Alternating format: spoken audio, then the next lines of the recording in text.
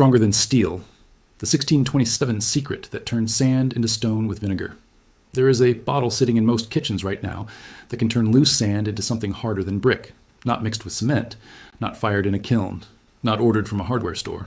3 ingredients, 48 hours, and a chemical reaction so permanent that structures built with it nearly 400 years ago are still standing underwater today. Master builders knew this in 1627. An entire industry was born in 1824. And one of the very first things that industry did was make sure ordinary people never learned it. What they buried is exactly what will be uncovered here. Welcome to Hidden Fix Lab, the channel that digs where the industry stopped digging and finds what they quietly covered over. Now, before going any further, if you are watching this and you have never subscribed, do it now, the same way you would remind an old friend to take their vitamins. Just do it. It is good for you. You will not regret it. And drop a comment below. Where in the world are you watching from right now? Whether it is a small town in Texas, a village in Pakistan, or a flat in London, this knowledge belongs to all of you equally. Now, let us go back to 1627. In 1627, on the storm-battered coast of the Dutch Republic, a small group of master builders were doing something the rest of Europe could not explain. They were turning sand into stone, not with fire, not with heavy machinery, not with any material that required a factory or a supply chain. They were doing it with lime, sand, and a liquid so ordinary that every household in the country already had it sitting on a shelf. These men belonged to the Dutch Master Builder Guilds, one of the most secretive and technically advanced engineering organizations in 17th century Europe. The Netherlands had a problem that no other country faced at the same scale. More than a quarter of its land sat below sea level. The North Sea did not care about borders, property lines, or politics. If the Dutch did not build structures that could hold back water permanently, the country would simply disappear. So they built, and they built to last. Their dikes, seawalls, and reclamation structures were unlike anything else standing in Europe at the time. British engineers came to study them. French engineers came to copy them. Neither fully understood what they were looking at, because the Dutch were not just using better materials, they were using a process, a specific chemical process, that turned ordinary sand aggregate into crystalline mineral stone without a single degree of heat. Guild records from this period, held today in the Amsterdam City Archives, reference what translators have described as sour water added to mortar mixes for underwater applications. Sour water, fermented water, acetic acid, the same liquid currently sitting in most kitchen pantries. White vinegar. When added to a carefully prepared mix of slaked lime and calcium carbonate aggregate, the vinegar did not weaken the bond, as any reasonable person might expect an acid to do. It did the opposite. It initiated a chemical chain reaction that ultimately produced crystalline calcium carbonate, the same mineral compound that forms natural limestone, at room temperature in under 48 hours. The guild craftsmen did not fully understand the chemistry behind what they were doing. They did not need to. They had the results. Structures that held, walls that hardened underwater, stone that did not crack when the North Sea froze and thawed season after season. They packed the method into coded workshop manuals written in trade language designed to keep outsiders out. And for nearly 200 years, it worked. The knowledge stayed inside the guild. Until 1824, when a bricklayer named Joseph Aspden filed a patent in Leeds, England, and an industry worth hundreds of billions of dollars was born overnight. The first casualty of that industry was not a person, it was a recipe. Part 2 will uncover the exact chemistry they replaced, and why the replacement was never actually better. In 1756, a civil engineer named John Smeaton was designing the Eddystone Lighthouse off the coast of Cornwall, one of the most punishing marine environments in Britain. He needed a binding material that would not dissolve underwater. What he discovered in his engineering notebooks, documented and preserved to this day, was that lime mortars exposed to atmospheric carbon dioxide did not simply dry. They converted. They grew crystals. And those crystals got harder over time, not weaker. That single observation, buried in a working engineer's notebook for generations, contains the entire scientific explanation for what the Dutch guilds had been doing since 1627. The mechanism is called calcium carbonate cementation, and it works like this. When white vinegar, acetic acid at roughly 5% concentration, contacts slaked lime and calcium carbonate aggregate, it produces a highly soluble salt called calcium acetate. That salt is not the end product. It is the delivery vehicle.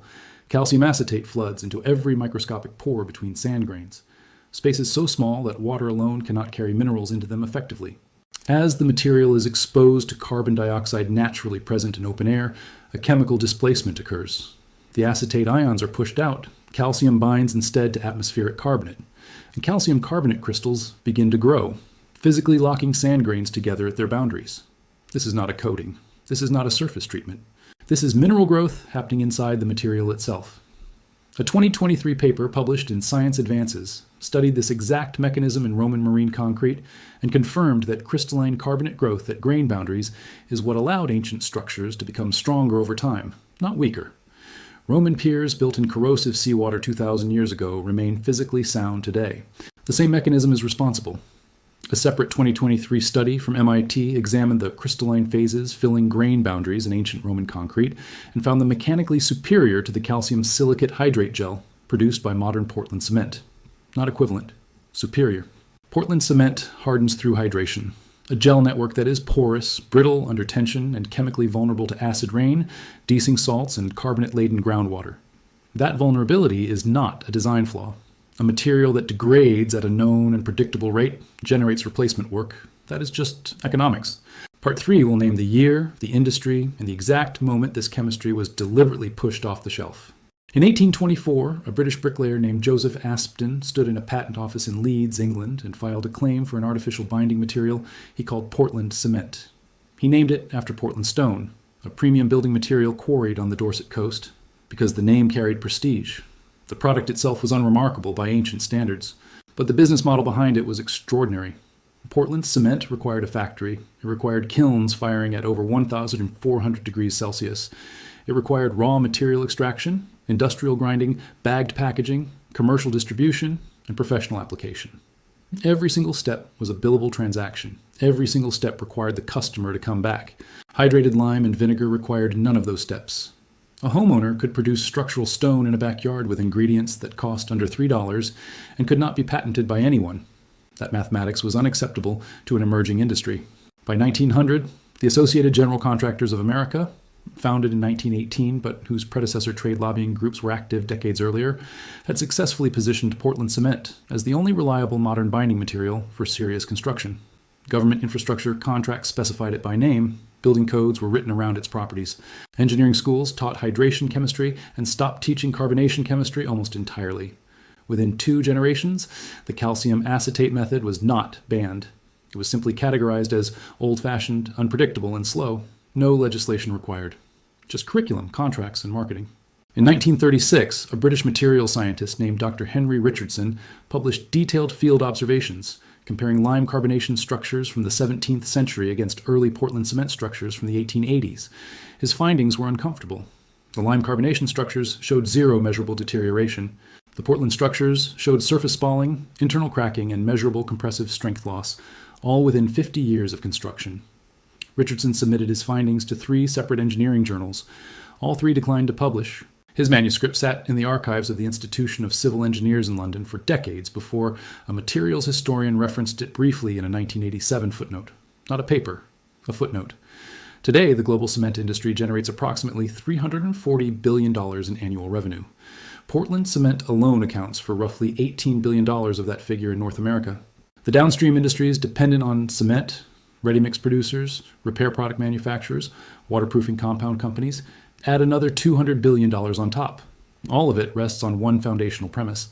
That making stone is a complex industrial process requiring proprietary materials, controlled environments, and professional application. A $3 bottle of vinegar does not fit that premise. That is just economics.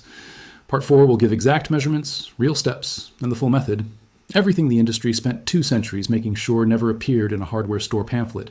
In the spring of 2019, a retired school teacher named Gerald Marsh from Lexington, Kentucky decided he had heard enough contractor quotes. 3 separate masonry companies had quoted him between $2,800 and $3,400 to build a modest garden retaining wall along his back property line. Gerald was 67 years old, had a bad knee, and a very limited patience for being told something simple was complicated. He spent $4 on a gallon of white vinegar, $12 on a bag of hydrated lime, and used sand already sitting in his garage. 18 months later, that wall had survived 2 Kentucky winters without a single crack. The contractor's quote expired. The wall did not. The process requires exactly 3 ingredients. Hydrated lime, sold in 50 LB bags at any hardware or masonry supply store for approximately $12. 1 bag covers enough material for dozens of small to mid-sized projects. White distilled vinegar, available at any grocery store for between $2 and $4 per gallon. Clean sand, either construction sand or play sand, depending on the finished surface texture required. The dry mix comes first. 3 parts sand to 1 part hydrated lime by volume. mixed thoroughly by hand or trowel until the lime is distributed evenly through every handful of aggregate. The blend should appear uniformly pale and carry a faint chalky smell. No water is added at this stage. The vinegar solution is prepared separately, 1 part white vinegar diluted with 1 part plain water. Full-strength vinegar at 5% acidity works, but the diluted solution penetrates the aggregate more evenly and allows better working time before the initial set begins. The solution is poured slowly into the dry mix, worked in gradually with a trowel exactly as water would be added to traditional mortar. Liquid is added until the mixture holds together when squeezed in a closed fist, but does not stick to a gloved hand and does not crumble when released. The correct consistency sits between damp sand and traditional mortar. Within moments of mixing, the material becomes faintly warm. That warmth is the exothermic reaction producing calcium acetate in real time. It is not imagination. It is chemistry happening in the hands. The material is packed firmly into whatever form the project requires.